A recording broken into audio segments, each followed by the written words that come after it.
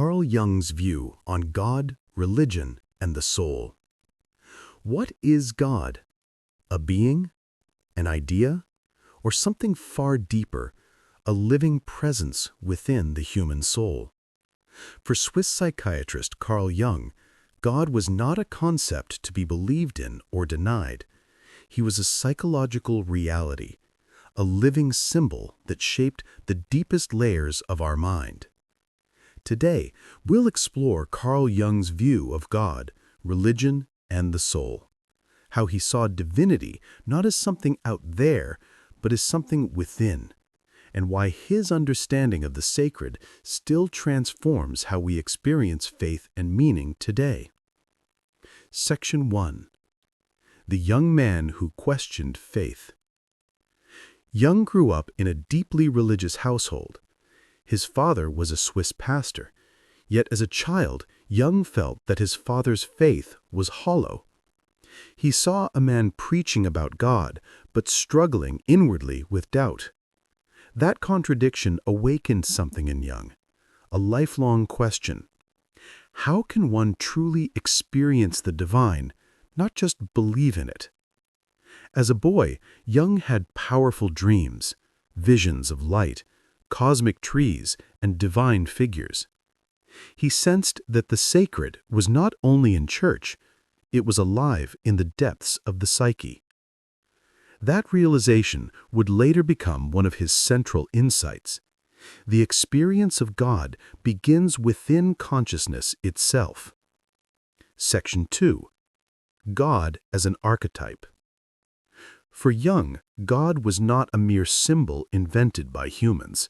He was an archetype, one of the deepest patterns in the collective unconscious. An archetype is a universal image that appears across cultures and time, like the mother, the hero, or the shadow.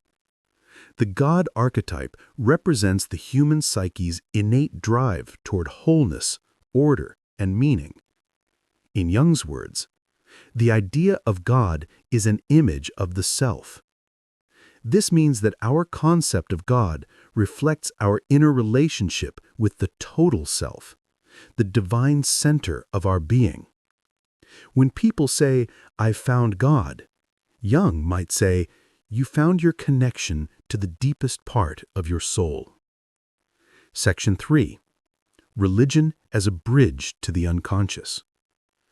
Jung saw religion not as superstition, but as symbolic language that connects consciousness with the unconscious. Rituals, prayers, myths, they all give shape to invisible psychological realities. To him, religion was humanity's ancient attempt to relate to the mystery of the psyche, to express the eternal in words, symbols, and stories. He once said, "Religion is a protective system of psychic images and ideas carefully arranged to prevent a direct experience of God." Because direct contact with the divine, the raw power of the unconscious, can be overwhelming. Religion, in Jung's view, offers structure and meaning, but the true encounter with God always happens within. Section 4. God as an experience, not a belief. When Jung was asked, "Do you believe in God?" he replied, "I do not believe, I know." He wasn't speaking of belief in a church doctrine. He meant he had experienced the reality of the divine through dreams, visions, and the depths of his psyche. For Jung, God was a psychological fact, a symbol of the inner wholeness striving to be realized in every person. He believed that those who reject religion entirely often end up unconsciously worshiping something else: money, power, science, or the ego. To him, everyone has a God image, whether conscious or not. The only question is whether we know it or are ruled by it. Section 6. The dark side of God. But Jung's view of God was not only light and goodness. He believed that God, like the psyche itself, contains both light and shadow. In his study of the Book of Job, Jung was troubled by the image of a God who allowed suffering. He concluded that even the divine must evolve, that consciousness itself is on a journey toward greater self-awareness. He called this the dark side of God, the unintegrated aspect of the divine that manifests as evil, chaos, or destruction. To Jung, the human task was to help God become conscious by facing our own inner darkness. As we integrate our shadow, we assist in the evolution of the divine image within us. Section 7. The soul, the inner temple. At the heart of all Jung's work was the soul, the living center of human existence. The soul, he said, is the bridge between the ego and the divine self. It carries the language of dreams, emotions, and imagination, the voice of our inner life.